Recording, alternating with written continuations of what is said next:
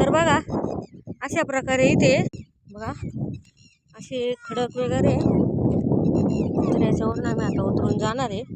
इकडं वाघ पण भरपूर असतात, वाघ असतात, साप असतात, खूप सारे प्रकारचे साप पाहायला भेटतात, वाघ पण पाहायला भेटतात. तर बघा आत्ताच 2 दिवसापूर्वी मी मुंबईला होते ना, तेव्हा फोन केलेला आईला, तर आई तर शेतातच होती. तर हे जे दिसत आहेत ना आता तुम्हाला इथं झाड, त्याच्या पलीकडूनच तिथे दरी, तिथे वाघ बसलेला होता. आणि आईने शेतातलं असं काढत होती सगळं काही जे, आणि तिथं टाकायला गेली, तो डायरेक्ट समोर दिसला आणि नेमका माझा फोन चालू होता. खूप घाबरली, मी पण खूप घाबरली फोनवर. प्रत्यक्षात वाघ तर मी भरपूर वेळा पाहिला इकडं. आम्ही नेहमीच यायचो ना, आमचं शेतीची इकडं असल्यामुळे येणं जाणं तर रोजचंच असायचं. आता लग्न झाल्यापासून मुंबईला असते, लवकर येणं होत नाही, पण आज आलोय तर छान वाटलं. हे बघा हा डाळिंबाचा बाग.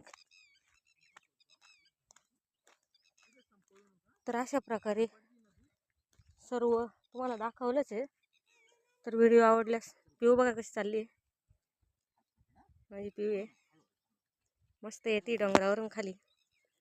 तिचे पप्पा आहेत, 2 जण येत आहेत बघा.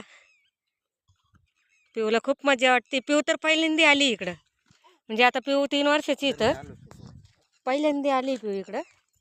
तर बघा अशा प्रकारे इथून जाणार आहे मी आता, आणि नंतर पुढं मग आम्ही गाडीवर जाणार. घर लांबे, जवळजवळ 2.5-3 किलोमीटर, पण छान आहे, आम्हाला आवडलं.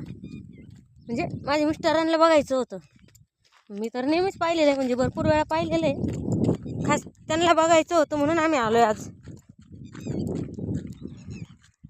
त्यांच्या गावाकडे अशी हिरवळ वगैरे नाही आहे, म्हणजे माझ्या सासरी नाही आहे असं, तसं थोडंसं शहरी भागात दिलेलं आहे ना, म्हणून इकडं असं काही नाही आहे.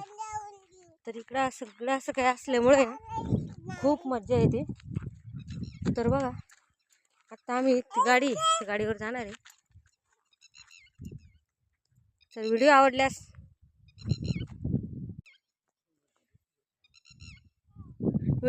लाईक करा, शेअर करा, चॅनलला सबस्क्राईब करा. बाय.